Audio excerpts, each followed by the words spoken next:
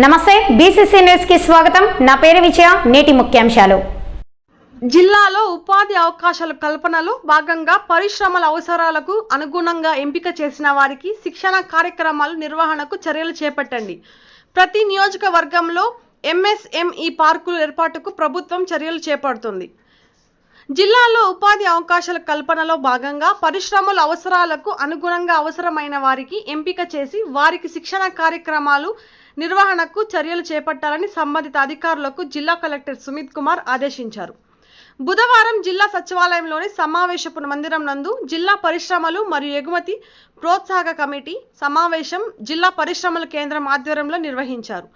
ఈ సందర్భంగా జిల్లా కలెక్టర్ మాట్లాడుతూ జిల్లాలో పరిశ్రమలలో ఉపాధి అవకాశాల పెంపుపై సంబంధిత అధికారులు ప్రత్యేక దృష్టి పెట్టి పనిచేయాలని, పరిశ్రమల స్థాపన ద్వారా ఆర్థిక పురోభివృద్ధితో పాటు ఉపాధి అవకాశాలు కూడా పెరుగుతాయని, ఈ దిశగా సంబంధిత అధికారులు సమన్వయంతో పనిచేయాలని ఆదేశించారు.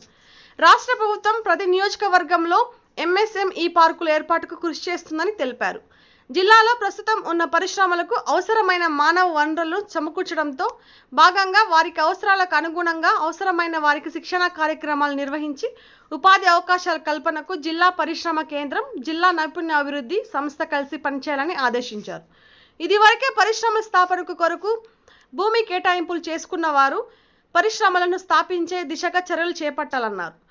జిల్లాలో 2024-25 ఆర్థిక సంవత్సరానికి ఇప్పటి వరకు 544 కోట్లు 59,44 మందికి ఉపాధి కల్పించేలా 14,769 సూక్ష్మ చిన్న మధ్య తరహా పరిశ్రమల ఏర్పాటుకు ఉదయం పోర్టల్ దరఖాస్తులు స్వీకరించడం జరిగిందన్నారు. సింగిల్ డెస్క్ పోర్టల్ కింద 29 జనవరి 2025 నుండి 4 మార్చి 2025 వరకు 78 దరఖాస్తులు స్వీకరించగా 61 దరఖాస్తులను అనుమతులు మంజూరు చేయడమైనది తెలిపారు. ప్రధానమంత్రి ఉపాధి కల్పన కింద